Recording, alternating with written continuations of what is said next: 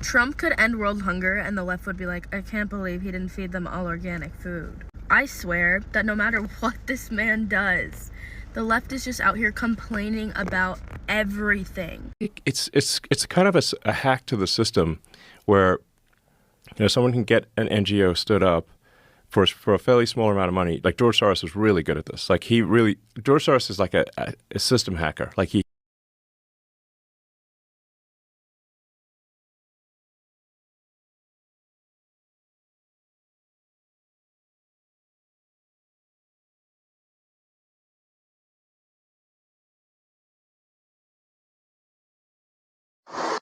Yeah, I get paid to be out here. You get paid to be out here? Yeah. Amazing. Just some hack. You really are getting paid for this? Yeah. Absolutely. Oh, definitely. 100% I'm getting paid for this. Yeah, I get paid.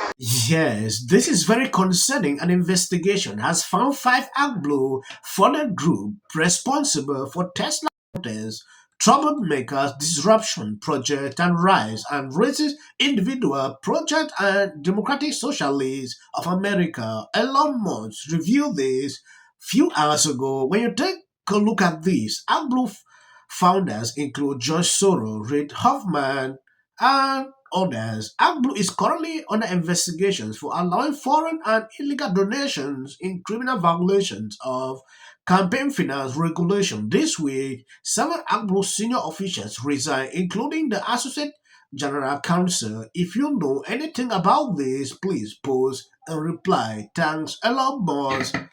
It is extremely concerning to see what is going on. George Soros is coming under scrutiny again.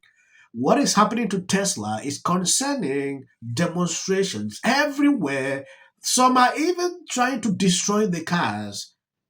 I have seen videos upon videos. On this clip, we are going to take an exclusive look into all these. it's kind of a hack to the system where someone can get an NGO stood up for a fairly small amount of money. Like George Soros is really good at this. Like George Soros is like a system hacker. Like he figured out how to hack the system. He's a genius at arbitrage. I mean, these days he's pretty old, but a genius at arbitrage. So he figured out that you could leverage a small amount of money to create a nonprofit, then lobby the politicians to send a ton of money to that nonprofit, so you can take what might be, a $10 million donation to a nonprofit to create a nonprofit and leverage that into $1 billion NGO. A nonprofit is a weird word. It's just a non-governmental organization, and then the government continues to fund that every year, and it'll have a nice sounding name like the Institute for Peace or something like that. But really, it's a graft machine. And what are the requirements with that money? What do they have to do? Just really no requirements at all. So they just get grants and the government just assumes that they're doing good work. I think a lot of people in the government know that they're not doing good work, but it's a giant graft machine. It's okay for a Democrat to do it, but not Trump. Let's get into it. Yes, the double standard is unreal. The left demand unquestioned loyalty from illegal and insist they deserve full right, yet they turn around and question the loyalty of a naturalized citizen who has done more for America than most career politicians. The attacks on Elon Musk aren't about loyalty, they're about silencing someone who won't bow to their agenda. That is simple. Just imagine Elon Musk receiving attacks here and there simply because he didn't bow to their agenda. That has been a thing with Democrat Party. If you want that they should support you, love whatever thing you do, support them. It's okay for a Democrat to do it, but not Trump. Let's get into it. Barack Obama signed an executive order in 2011 for an Oversight and Accountability Board to detect and reduce waste, fraud, and abuse across government with the best public servants. But when Trump does it, to eliminate waste, fraud, and abuse with public servants, it's bad. When Biden says he wants people working from home back in the office, and his chief of staff says it's a priority of the president, because 3 out of 4 of the federal agency buildings was at a 25% or less occupancy rate, it's okay.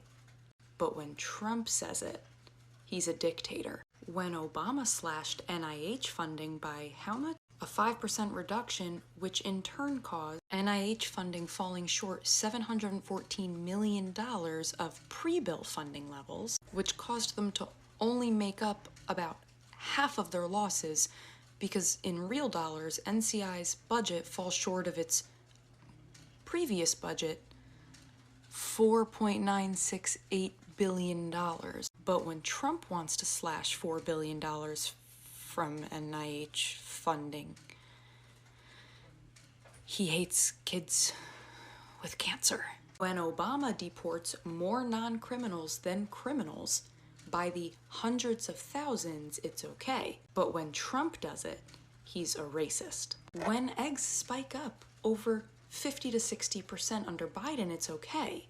But under Trump, he doesn't know how the economy works. When Al Gore, vice president under Bill Clinton, writes an entire letter about how he wants small government, and it's the smallest it's been in more than 30 years because of them, because it is him and President Clinton's top priority, it's okay. But when Trump does it, he's a fascist. When Elizabeth Warren 15 years ago was asked about money laundering in the government, this is what she said. You know, when that much money disappears, it's usually because somebody broke some laws somewhere. But if we don't look, if we don't ask, if we don't uncover it and make it all public, we'll never find it. But now, in 2025, Elon Musk must be stopped. Are we starting to see a pattern yet? Yes, Libras got up yesterday after Elon Musk took this decision. According to this article, Elon Musk Starlink will never turn off its terminal in Ukraine. To be extremely clear, no matter how much I disagree with the Ukraine policy, Starlink will never turn off its terminals. Without Starlink, the Ukrainian lines will collapse as the Russian can jump all over communications. We will never do such a thing or use it as bargaining chip. Look at this. This is what Elon Musk put out. Libras at this point, they will agree with Elon Musk because he is doing what they like. They want the world to continue. They advocate for it. Look at this. If Elon Musk took that decision to cut this off, they will start going after him times two. I really like the idea that he decided to do this. And we begin with a story that has really striking revelations, and it's from inside the Trump cabinet meeting. And this is something where we're going to learn a lot in the next couple of moments. You may have heard a little bit about it, but I'm going to go through the evidence, the facts here, because it is exactly what this Trump White House and a lot of what Elon Musk is up to. It paints a picture of it in a way that's different from what we've heard in public, from all of the usual PR and the political press conferences and the efforts to tell a certain story. We're now going to go tonight. Musk going at Secretary of State Rubio, according to the New York Times, basically saying that Rubio was not firing anybody. Quote, "You have fired nobody."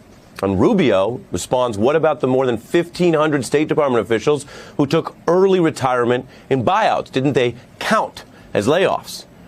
Rubio asking then sarcastically if Musk wanted him to rehire all those people just so he could make a show of firing them again. These are two people at odds over the department that Rubio runs, and the subtext there is about who is being honest or accurate and who is just trying to put on a show. Musk then, the Times reports, was, quote, unimpressed and told Rubio actually he was the show, that he was, quote, good on TV. The subtext, the Times says, being that he was not good for much else. And let's be clear, both of these men have risen in their careers through some aspect of public show. Rubio ran for president. Last week, Libras were running with these stories, doing clips upon clips, crazy. Trump debunked this, that there is no problem, that there was nothing. He doesn't understand why these people will pick up fake news like this, that there was a problem, there was a clash. That is how I saw some of them putting out new segment. It is crazy that they will continue to pattern this every single time. Thank you guys for always being there sharing out my videos. I don't want to make it long. I wanted you to understand, see exactly what these Libras are doing to Elon Musk. They are after Tesla, and he will survive. Some were celebrating the other day like his network has gone down because of these demonstrations going on and the tariff issues. If you see clips after this video, that is just for the YouTube algorithm. Please, you can stop here. One of the lucrative helmets that they wear when they go to war. Lucrative? Yeah, lucrative. You know, this is the crash out buckets because I feel like when you wear this helmet, you already crashed out. It's like you committed to the crash out. Like Right. You're all in. All in. So I feel like we at war right now with the Democrats. I know. Why go after them, too? Go after the Republicans. Because they don't know how to fight and be part of an opposition party. Representative Green. Of people vote for the... As long as we wrap before the new season of South. Watch this moment, or of course... We talk about admitting that, but so be it. And the fact is that it doesn't matter whether Vice President Vance planned it or just took the opportunity to bait Zelensky. Zelensky took the bait.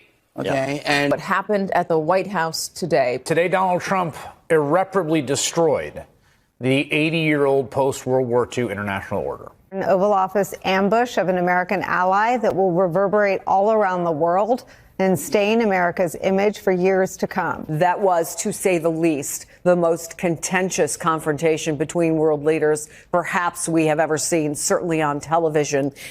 It was a truly historic moment, not in the good way. One that I fear realigned the world order, upending the only foreign policy consensus that most living Americans and Europeans have ever known. A complete and utter mess. We don't gain anything by acting like bullies, and this is what bullies do. I think there's no question that this was a setup.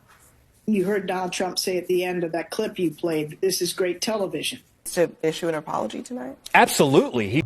All right, so but what else is going on? Not much in the Oval Office to discuss the big turnaround that the country has done, where Trump says now he's the dictator. To say that it is one of the most astonishing moments that we have ever seen happen. So China has announced